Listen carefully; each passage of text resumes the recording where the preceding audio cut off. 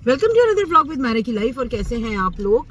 और मोना अभी तक यहाँ पर है और हम लोग जा रहे हैं फातिमा को स्कूल ड्रॉप करने। और ये रही मोना बाजी जो कि ड्राइव कर रही हैं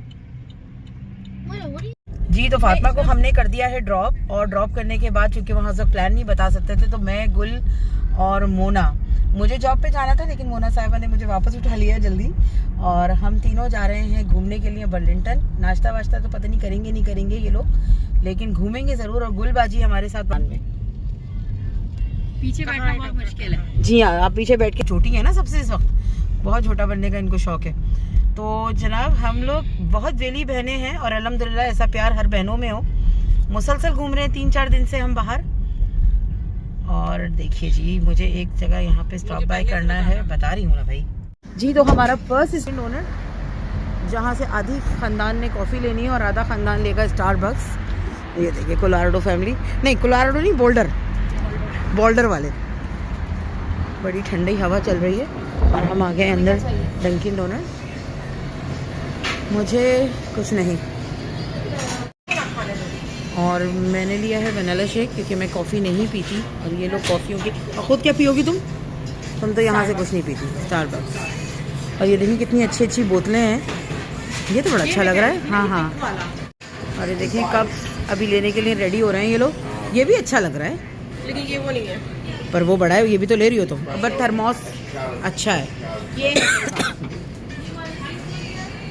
गरम ठंडा रहेगा जी। तो हम आ गए हैं बर्लिंगटन और ये दोनों जगह घुस रही हैं।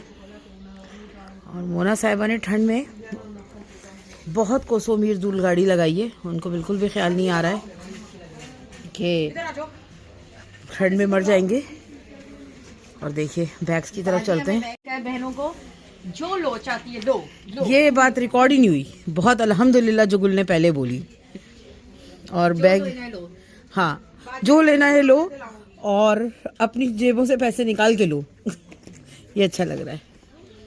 तुम किसी को बुलाओ ना, उसको निकलवाएंगे ना। और मुझे बैग्स लेने का बिल्कुल भी शौक नहीं है, लेकिन अगर ये लोग दिला रही हैं तो well and good. Thank you very much guys, advance में थैंक यू कह रही हूँ। और दोनों बहुत जा रही हूँ और दोनों टाइम ज़ाया कर रही हैं यहाँ खड़े होके।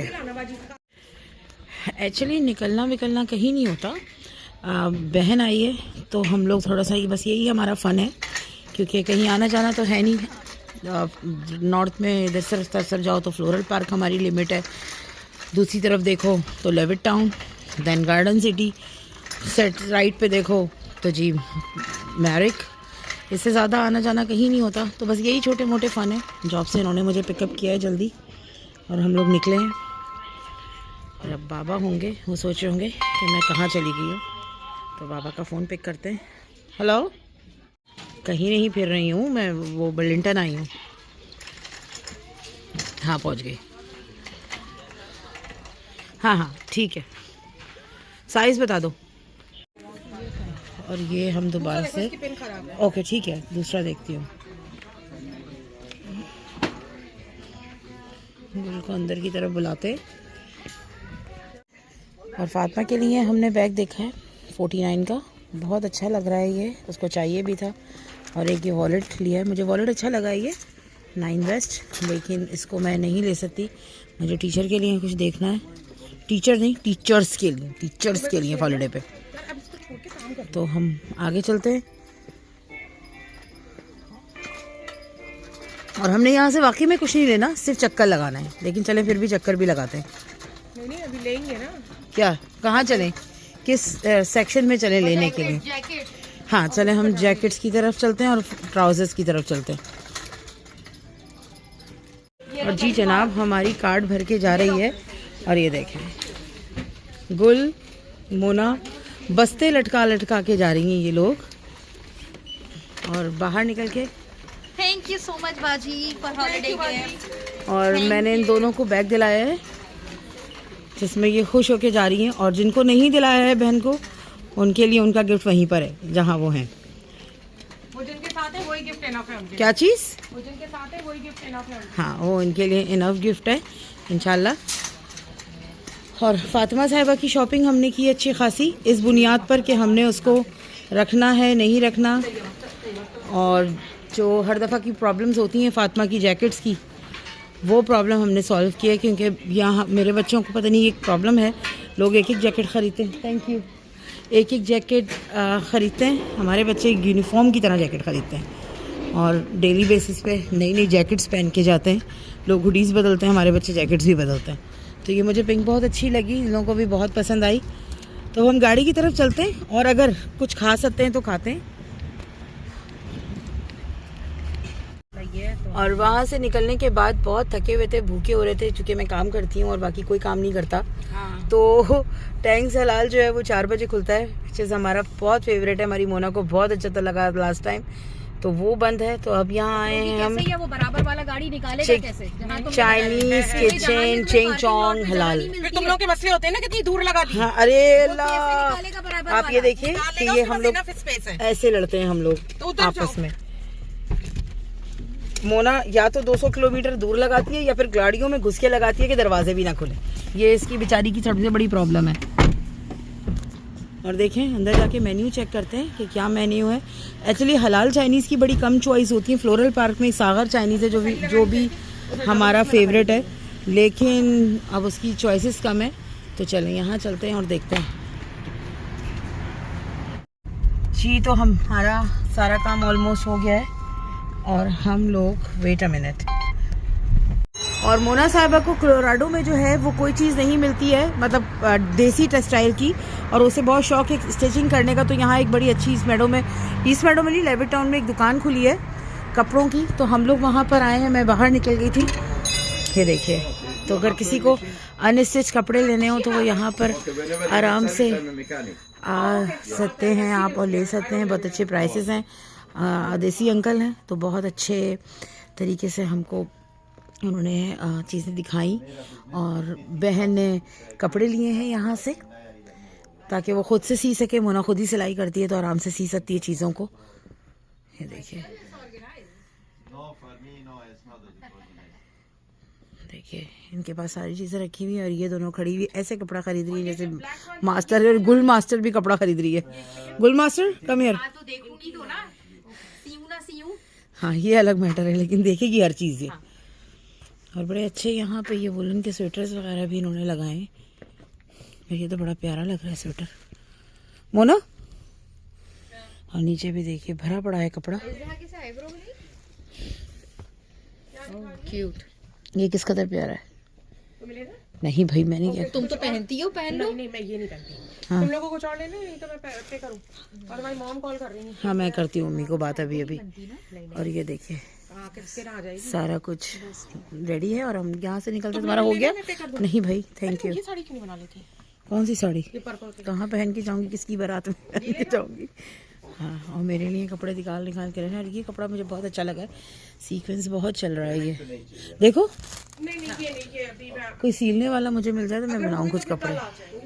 और चले जी, मोना साहिबा पे करती हैं और फिर हम निकलते हैं। मैं तुम्हें एक चीज दिखा दूं, फिर फोन हम। जी जनाब, सारा काम करके हम आ गए हैं घर। और हमारी है फीवर और वो यहाँ पे दोपहर में सो चुकी हैं और उससे बड़ा नुकसान हुआ है हम लोगों को, ताकि वो सोई हैं तो अब बड़ी मुश्किल से उठेंगी सुबह। और जनाब दिन अपने अख्ताम पे ऑलमोस्ट पहुँच चुका है। दिन भर थकन हो गई है और आजकल माशाल्लाह जब से मोना आई है तो हमारा सुबह का टाइम इसी तरह बाहर गुजरता है। और मैं और गुल जो हैं वो उसको लेकर बाहर घूमते फिरते रहते हैं। शाम में वही बच्चों के स्केड्यूल की वजह से, जैसे मैंने आपको बताया कि कहीं नहीं निकल सकते।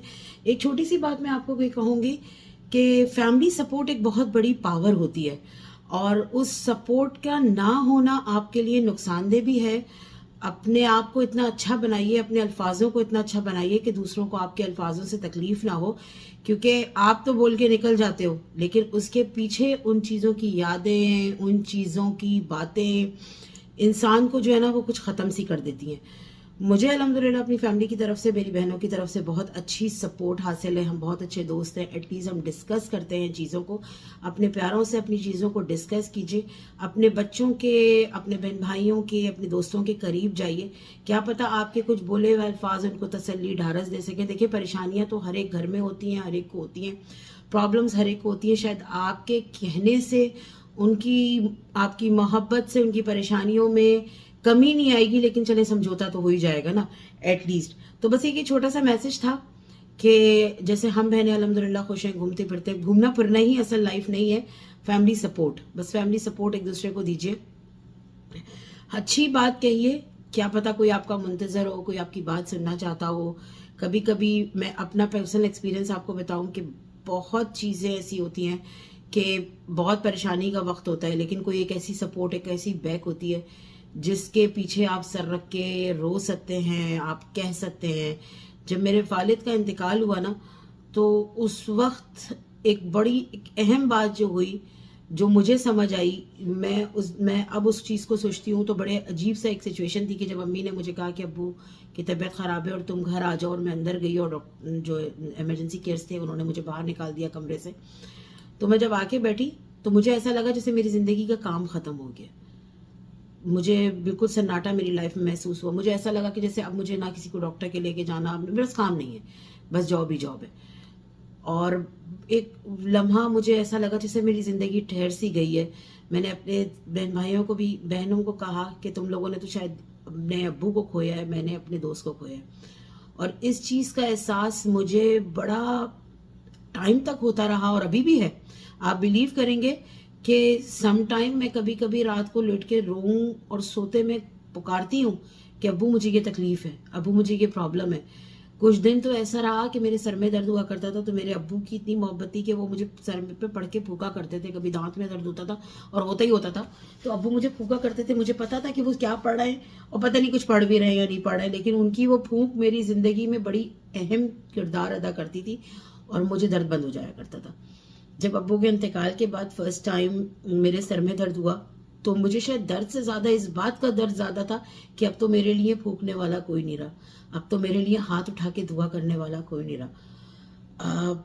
इंसान चीज़ों को, और माँ बाप की सपोर्ट बहुत होती है। मैं आपको बताऊं, तकलीफ़ में अगर आपकी माँ या आपका बाप खड़े हो ना, तो शायद मुड़ के पीछे देखने वाला होता है। बहुत से बदनसीब माँ बाप ऐसे भी होते हैं जो अपनी औलादों को अपने आप से सिर्फ अपनी अना की खातिर दूर कर देते हैं, और दूर करके बहुत खुश होते हैं। और बहुत सी औलादें भी इतनी बदनसीब होती हैं कि अपनी ज़बान, अपनी बदतमीज़ियाँ, अपनी चीज़ों की वजह से अपने माँ बाप को दूर कर देती है। माफ़ियाँ मांगने में और माफ़ियाँ मिलने में कोई बुराई नहीं है। आप लोगों को माफ़ करना सीखिए, दोस्तों को माफ़ करना सीखिए, रिश्तेदारों को माफ़ करना सीखिए, अपने आप को। और सबसे बड़ी माफ़ी तो अपने आप से इंसान को मांगनी चाहिए कि उसने अपने साथ क्या गुनाह किया। ये मैंने एक जगह पढ़ा था, आई डोंट नो कहाँ, लेकिन ये ज़रूर पढ़ा था कि माफ़ी की शुरुआत अपने आप से कीजिए। छोटी छोटी बातें, फैमिली सपोर्ट में बस इसलिए बात ज़्यादा कर रही हूँ कि मेरी बहन आई है और मैं बहुत खुश हूँ, अल्हम्दुलिल्लाह, बहुत बहुत खुश हूँ। उसके आने से एक बहुत बड़ी ढारस है लाइफ में।